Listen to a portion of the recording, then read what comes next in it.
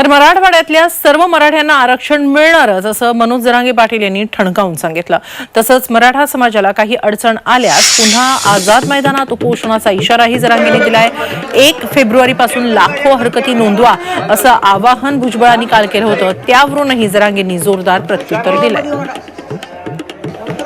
374 जाती एकत्रित त्यांनी आपली शक्ती दाखवली पाहिजे आणि त्यासाठी 1 तारखेला आपापल्या आमदार MLA किंवा MLC किंवा खासदार आणि तहसीलदार यांच्याकडे जाऊन ओबीसी आरक्षणाचा बचाव करावा या संदर्भातल्या मागण्या त्यांच्याकडे देतील।